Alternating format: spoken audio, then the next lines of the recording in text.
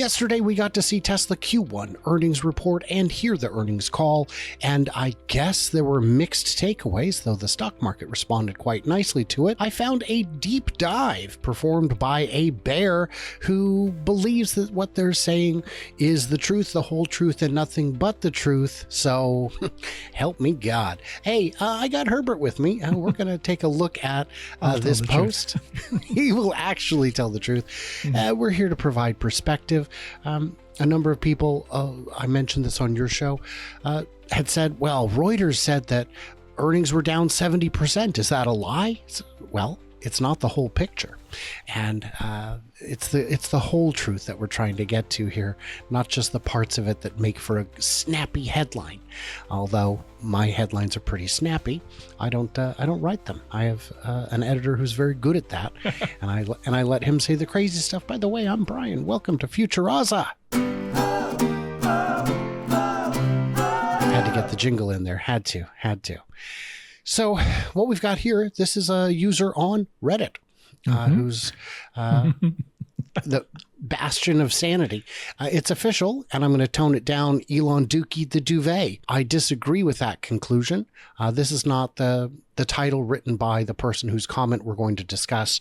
That was by someone even more bearish. Let's break it down in plain terms. Total revenue down 9% year over year. Fact check true, right? I mean, it's crazy. Yes, that's true. But where is the brand damage? Where is this company is going to hell and it's over. But cash, of course, is still strong. They still made free cash flow. But yeah, the revenue was down. Why do you think that is, Brian? Anything to do with the fact that they stopped a production of the biggest selling, the number one selling car of all cars in the world. They stopped selling that in 4 factories. They had to shut down that factory to production lines, and then they had to switch over. And it took several weeks to make that switch over. If you're making 28,000 Model Ys per week, now you shut that down. How many weeks? 3 weeks? You're talking 75,000, 100,000 cars that you didn't make, that you didn't sell, to the only being 9%. They did a pretty good job. Pretty good job. Automotive revenue fell 20% year over year. This is the core of Tesla's business, and that's a red flag.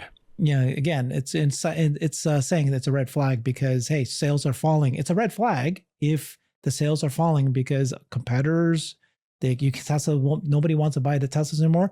And at the earnings call, Elon confirmed that they did not see brand damage as impacting sales. But yeah, the reason it fell is because you didn't have any cars to sell because they did the switch over. How many times do I have to repeat that? Energy revenue is up 67%. Services up about 15%, but they're not big enough to offset the automotive plunge. Yeah. And again, so the good news, right? If you're a bull, you're looking at, oh my God, energy was skyrocketing. And again, even booming energy side can't patch the hole. The demand for cars is slipping hard. Again, you're saying that demand is what's falling. There, it's let's talk facts, but that it's not the demand that slipped hard. It was the production, the supply that slipped hard. You can't sell a product you're not making. Do you think that during the COVID shutdown, the demand for automobiles worldwide was the reason that sales fell? No, demand was down. People weren't going out and burning up their cars the way they do on a daily basis, but sales were down because there were no cars to sell.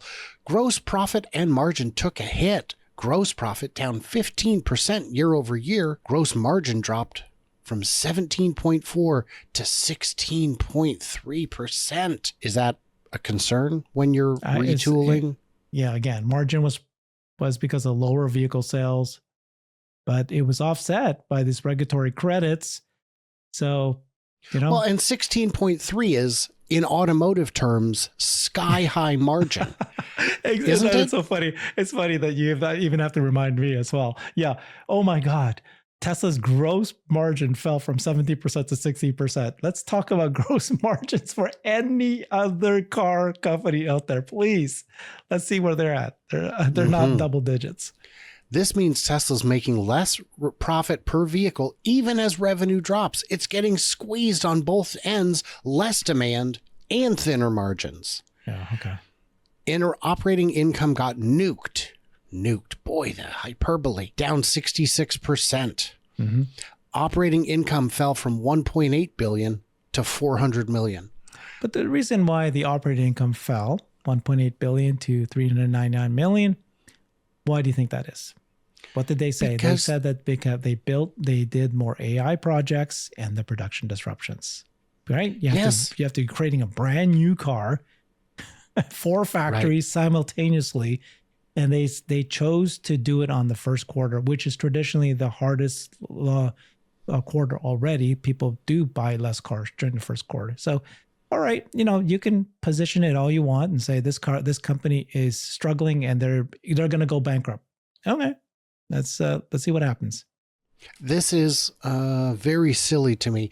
Remember, it's over for Tesla. They're now they will be bankrupt soon, but they're still making profit every quarter, even in their worst quarters. The thing that matters the most. Let's see what he said about that.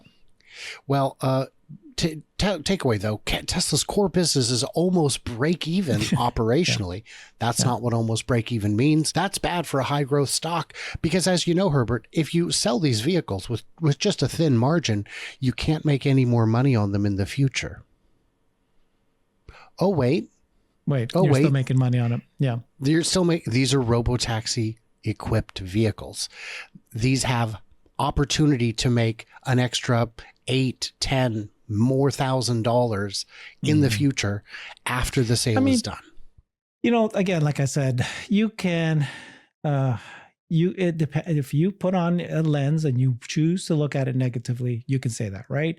Theoretically, if the core business is flat and they're not growing in the year, it's hard for an investor to then say, oh, I'm going to invest in the company if the core business is flat, because you're betting on the growth. Right. But the people who are investing in Tesla right now is not investing in Tesla because of the growth in the auto business anymore. That stopped a long time ago, several years ago. They're now investing in the business because in a month from now, we're about to launch Robotaxi. In 6 months, we're going to have thousands of robots. If those two, those will generate significant growth over the next several years if they come true. So at this point, you are stuck in the world where you thought that people are investing in Tesla because it's a car company. Net income down 71%. Investors hate this. Do they? Because I looked at the stock the day after and investors didn't seem all that sad.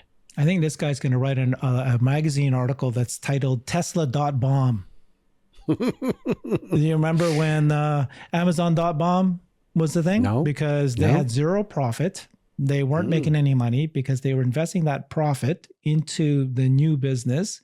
And people kept saying they can't make any money. No, it's because they're investing the money that they have. And just like Tesla's operating income is being invested in AI projects and building new cars, there are just moments when these numbers will be lower. But why are they doing it? Is it because the demand fell and their business, they flipped over where they can't make money selling one car? That's not what's happened. So it's up to you how you want to look at it. Free cash flow up 1,266%. But this is due to slashed CapEx, not better profitability, meaning they spent less, not earned more.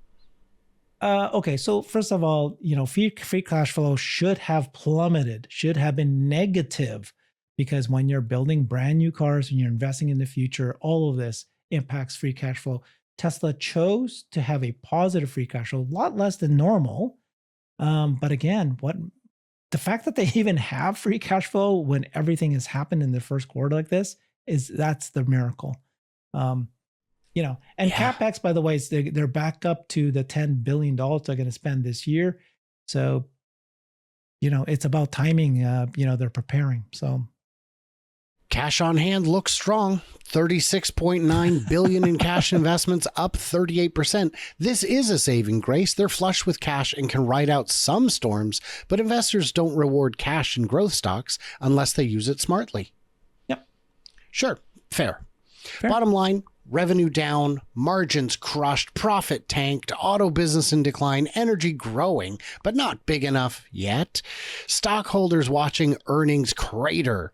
Elon definitely, dookied the duvet this quarter. We're looking at a company that needs either a massive rebound in demand, just you wait for Q2, or a shift in narrative to its energy division or autonomy AI promises. Yeah, agreed. Yeah. And ding. And this sage response, and yet will be massive green tomorrow, makes no sense. Correct. They were correct. You not were a correct. single sentence there about the transition to the new Model Y, the best selling vehicle in the world. No sentence there saying that the when they finally got the all four factories back up to scale, the latest numbers are showing that it's back up selling as many cars as you can make. So it's going to be the best selling vehicle again. So this whole thing about positioning of they shot the bed because of nobody wants to buy the car, vehicle sales is down. There's truth to that because the numbers are going to be flat this year, but it's also not true because of the reasons they're trying to say that Tesla can't sell cars. But that's the friggin' point, isn't it? It's like, yes, we are making the transition. This is the year, right? 2 growth waves. Yeah. This is the year they're going to launch more affordable vehicles. They're going to create finally the Cybertruck at the price point that people were hoping for, much more affordable, right? Then you got the Semi going in scale. Then you've got the more affordable vehicles are the big ones. The Cybercab rolling up and new revenue streams. So if this year we don't see, and I think next year, if by second half of next year, which is when Elon said that robotaxi will actually be meaningful, will actually, move the needle a little bit the second half of next year. If we don't see that, he's right. He's right. This is a flat business that's not yet quite growing in as an auto business. That's not why I invested in Tesla ever, by the way. So for me, it was in 2019. I saw 2012 in 2019. Yeah.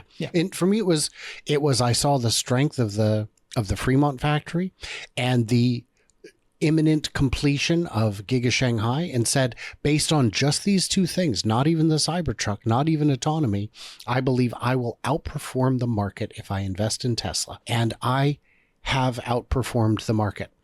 So that's worked well. Now, I will point out that if you see a big dumpster, a large refuse bin, and there's juice sloshing around in the bottom of it, that is something I like to call bin cider. But if you don't want to picture that, you can just read Business Insider. It's bin cider itself. Bin cider. Gotcha. Tesla's dismal quarter was rescued by a lucrative side hustle that may not last. What do you think that side hustle is? I have no idea. What are they saying? Right? It's dumber than I thought. I thought they were going to say regulatory credits, which, as Jeff Lutz pointed out, we're at 46 quarters and counting. No, it's energy. One bright spot was its energy business, which one investor said saved Tesla's dismal earnings. However, this lucrative side hustle could be hit harder by Trump's tariffs on China because the author here and the investor cited don't seem aware of the fact that batteries already had a 100% China tariff and were not subject to any additional tariffs beyond that. And it's probably going to settle back at that 100%. It may even be lower. Elon may be able to convince the administration that 100% import tariff on a product that we do not yet make at volume doesn't make sense. So I would argue that this would be a potential upside, if anything. Now, if you're going to ask a serious Tesla investor, who would you ask? Would you ask Tesla investor Ross Gerber? Gotcha. Okay, that's who they asked. Okay. So good job. By the way, Ross, they don't call him a fund manager, because if you do that, you have to look at his fund's performance, which is deeply negative. I guess anyone who owns a share is a Tesla investor. And that is, he owns closer to one share than he owns to the number of shares that I own. And I am nobody. So calling Ross Gerber a Tesla investor is like calling Business Insider news. Yeah. All right. So it's funny. Yeah. It is funny. I would argue not a side hustle. It is very much a real business, a real segment that they are in which they are competing. In a few years, it's going to be as large as the auto business is, last year, for example. Yeah, this year. It's tough to say because automotive, are we going to include Cybercab? If you include Cybercab, then by the way, I don't think energy will compete. But if you're talking about, sure. If we're talking about vehicles, sales to people, energy, I think, can rival it. Go ahead, Cybercab. Yeah. No, I was going to get back to the whole point about the original guy from Reddit and saying how, this is bad news. Tesla's not selling these cars anymore. Again, what's going to happen when full self-driving, and it is already improving so significantly, and then they get close to or even unsupervised FSD. I mean, you and I are driving, using FSD every single day, and we know how incredible it is. People in China are discovering it. It's going viral how incredible FSD is there. And as it gets better, will that not be a demand driver? Will that not change the cars again to be, they will, first of all, they're already selling everything they can make, Tesla can make, but it's going to be crazy. So that alone could actually bring us back to the 50% growth rates again. This genius story from Reddit, what the person did was just looked at the numbers on the financial report and chose not to read any of the statements that surrounded them, chose not to look at any of the context, chose not to look backward to see how we got here, nor forward to see where we're going. It's a snapshot of only numbers. And in that regard, you could say it was honest. But when you only tell a fraction of the story, it feels intentional. It feels intentionally misleading. I mean, the 9% down is 100%. If you calculate exactly how many cars were not produced because of the transition to the new Model Y, they shut down 4 factory lines, and then they have to restart it after several weeks, which is normal for car companies to retool the line for creating a brand new car. Yeah, you're going to sell less cars. You need to produce them. Simple as that. Agree on all points. The numbers add up to exactly. In fact, we're shocked that it's CERN Basher, you've seen his charts, tried to model what kind of reduction in volume to expect based on a ramp, a shutdown and re-ramp, and it came out almost exactly. Within like a percent or two. So this was, no one could see it coming unless they looked. Unless they paid any attention at all. That's right. Guys, in the comments, what did we miss? What did we misunderstand? Leave it. I beg of you, for today only. Comments will be optional, but we will soon have to go back to mandatory comments. I don't make the rules. I guess I do. But hey, head over to Brighter with Herbert, see what he's up to. He's always got some fantastic folks on there. And everybody else, like, subscribe, do what you do. Stay tuned, stay juicy, and I cannot wait to hear from you, clever robots, when I get back in town.